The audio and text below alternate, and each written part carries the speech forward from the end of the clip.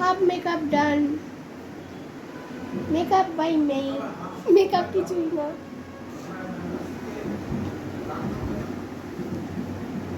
শুধু এটা। আমার বোনকে দেখো, দূরে যা,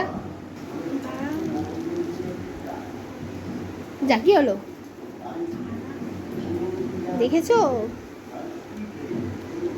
আমাদের কোনো মেকআপ আর্টিস্ট লাগে না।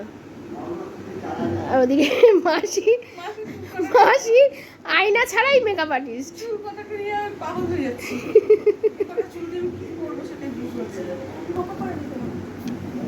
শুধু একটা চুল বাঁধার অপেক্ষা বোনের কাছে, আর বেশ মেকআপ। কিন্তু মেকআপ করি না, জাস্ট এটা লাগিয়েছি। কবে কিনেছি, কিসের জন্য কিনেছি ভুলেই গেছি, ইউজই করি না। আমি ইউজ করলে ভালো লাগছে আমার দেখতে। আমার ফুল লুক পেছনটা এরকম বোন বেঁধে দিল।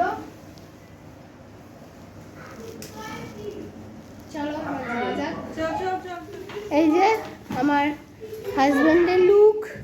মাসি তাকাও, এটা হলো মাসি, এই মেশো, আর এই যে বাবা। বাবা তালা লাগাচ্ছে, বাবার যা কাজ। চলো নিচে আরো সবাইকে দেখো। প্যাকেটটা কি হলো? কার প্যাকেট? যেটা দিলাম, যে সব পড়া হয়ে গেছে। তো আমরা বিয়ে বাড়িতে এসে পৌঁছে গেলাম, আর এখানে আমি একদম অরিজিনাল ভয়েস কিচ্ছু দিতে পারবো না, কারণ এখানে তোমরা জানো কি হয় ভেন্যুতে। জোরে জোরে মিউজিক চলে, গান হয়, তো ভীষণ ভালো লাগছিলো। রেড অ্যান্ড হোয়াইট কম্বিনেশনে একটা প্যান্ডেল, ভালো লাগছিলো, বেশ বেশ সুন্দর লাগছিলো ঢুকতে। আর সত্যি কথা বলতে আমি অরিজিনাল ভয়েস দেওয়ারই চেষ্টা করি, কারণ এত বকতে হয় ভয়েস ওভারে যে আমার একদম ভালো লাগে না। তো বেথুয়ায় যারা যারা থাকো অনেকেরই হয়তো এখানে ইনভিটেশন ছিল। তো এটা হলো লাইব্রেরি। তো লাইব্রেরি মাঠে আমরা অনেক প্রোগ্রাম করেছি যখন ছোট ছিলাম। আমি, আমার বোন, আমার কাকার 2 মেয়ে, আমরা অনেক প্রোগ্রাম করতাম। তো অনেক দিন বাদে এই মাঠটা এসে খুব ভালো লাগলো। এখন তো লাইব্রেরি অনেক চেঞ্জ হয়ে গেছে, এখানে দুর্গা পুজোও হয়। এখন হয় কি না জানি না, আগে তো হতো, মানে আমার বিয়ের পরেও হতো।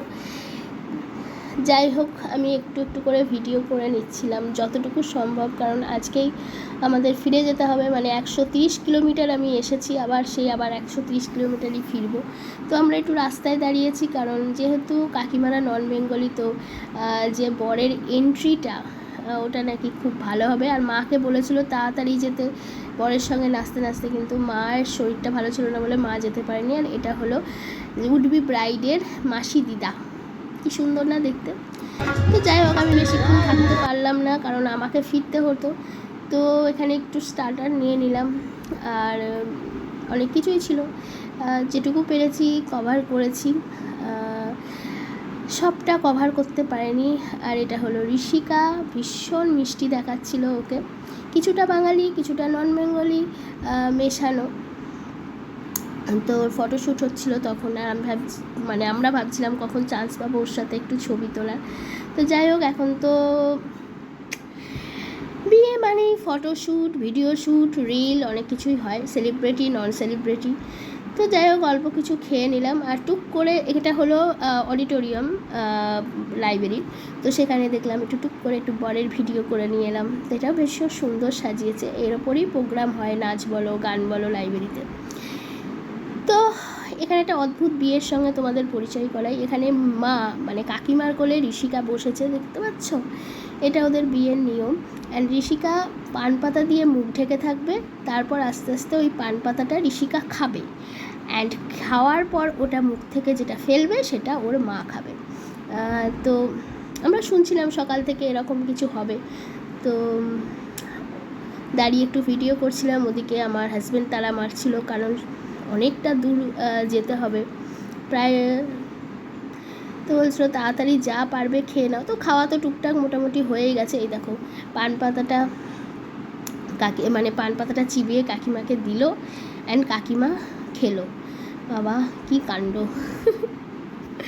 তো ভীষণ ভালো লাগলো অন্যরকম একটু বিয়ের রিচুয়ালস দেখতে। আর ও তো আমাদের বাঙালিদের মতোই দেখছি, ওড়না, শোলার মুকুট, বেনারসি সবই পরেছে।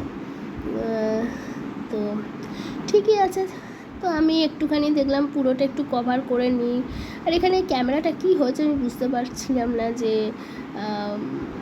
এরকম কেন দেখাচ্ছে। আমাকে দেখেছো কিরকম বিধ্বস্ত দেখাচ্ছে, কারণ আমার ওই যে মনে পড়ে যাচ্ছে আবার আমাকে অত দূর জার্নি করে যেতে হবে। আসার সময়টা বিশাল আনন্দ থাকে, বাট যাওয়ার সময় একটু মনটা খারাপই হয়, বুঝতেই পারছো। সব মা বাবা সবাইকে, মানে এত আনন্দ বেশ থাকতে পারলে ভালো হতো।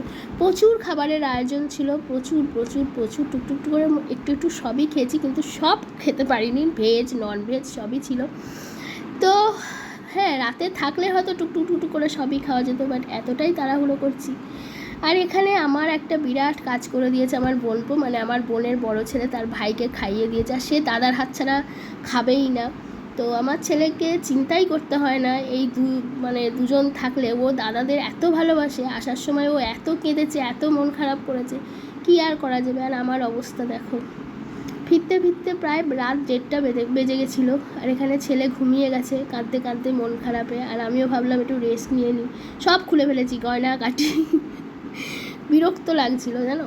চলো কিছু ফটো তোমাদেরকে একটু অ্যাড করে দিই, তোমরা দেখে নাও।